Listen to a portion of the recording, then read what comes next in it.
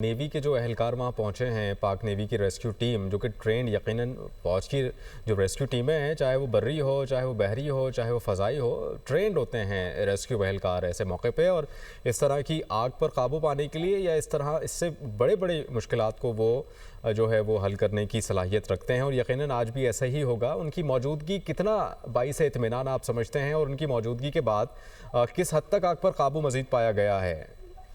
जी बिल्कुल, उनके आने से काफी ज्यादा मौसर हिकमत अमली दिखाई दी है और जो शोले निकलना है वो मुकम्मल तौर पर बंद हो चुके हैं। उन्हीं की डायरेक्शन से ये तमाम तर सूरत हाल क्लियर होना शुरू हुई है। आग पर काफी जो है कमी हुई है और ऑपरेशन जो है तमाम तर रेस्क्यू इदारों के साथ वो लीड भी कर रहे हैं और कोशिश कर रहे हैं कि टीमें अंदर दाखिल हों और सूरत हाल मजीद क्लियर हो सके। तो उन्होंने एक प्रॉम्प्ट एक्शन जो है वो इदारों के साथ किया है और इस वक्त भी वो कर रहे हैं और उनकी कोशिश है कि जल्द से जल्द इस रेस्क्यू और फायर ऑपरेशन को जो है वो मुकम्मल किया जाए। इस वक्त भी टीमें जो है उनकी काम कर रही हैं। जी ठीक है बिलाल, आप साथ ही रहिएगा।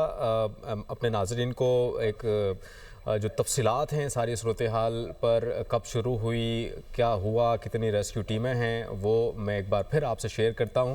फिर बिलाल की तरफ एक बार फिर चलेंगे, उनसे सवालात का जो सिलसिला है और जो ग्राउंड रियलिटी है वो उनसे जानने की फिर कोशिश करेंगे और मुमकिन तौर पर कितना वक्त लग सकता है वो भी बिलाल ही से जान लेंगे। बिलाल, आप साथ ही रहिएगा। ये मनाजिर भी आपको उस वक्त दिखाए जा रहे हैं। आग के जो शोले हैं वो मुख्तलिफ समतों से बाहर निकलते हुए दिखाई दे रहे हैं और इस तकरीबन 5 से 6 घंटे गुजर चुके हैं, शायद गालिबन इससे ज़्यादा ही हो चुके होंगे कि आग मुसलसल जो है वो बढ़ती जा रही है। बिलाल ने एक अच्छी खबर हमें ये दी थी कि आग की शिद्दत में नुमायाँ हम कमी देख रहे हैं, यानी कि आने वाले 1 से 1.5 घंटे में हम देखेंगे कि आग में काफ़ी हद तक जो है वो कमी आ जाएगी और फिर जो कूलिंग का अमल है वो भी 1 से 1.5 घंटा 2 घंटे मुसलसल चलेगा। यानी कि मजमूई तौर पर 6 से 7 घंटे 8 घंटे का ये वक्त दिया गया है चीफ फायर ऑफिसर की जानिब से कि इन 6-7 घंटों के अंदर अंदर कूलिंग का अमल भी और फायर को बुझाने का अमल भी, आग को बुझाने का अमल भी मुकम्मल कर लिया जाएगा। लेकिन अनफॉर्चुनेटली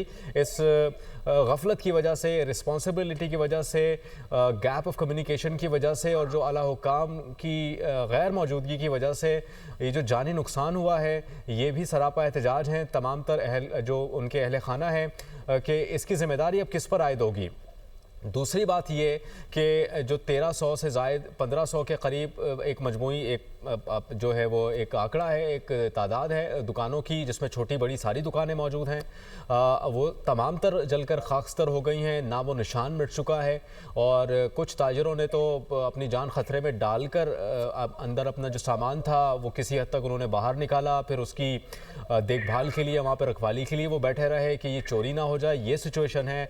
फिर वो वहाँ बैठे रहे, सर्दी भी है कराची में, और फिर उन्होंने वो अपना सामान एक जगह से महफूज मकाम पर मुंतकिल करने की भी भरपूर कोशिश की किसी भी तरह से। लेकिन वो तमाम तर ताजर, वो तमाम तर मज़दूर जो दिहाड़ीदार मज़दूर हैं, जो ताजर हैं, जो दुकानों के मालिकान हैं, इवन वहाँ पर जो मज़दूर तबका था जो दुकानों पर काम करता था, वो इस वक्त अपनी जो ज़रिया माश है, जो अपनी दुकानें हैं, वो जो खाकसर होते हुए वो देख रहे हैं और वो यही सवाल कर रहे हैं और सरापा सवाल हैं कि इसका ज़िम्मेदार आखिर है कौन।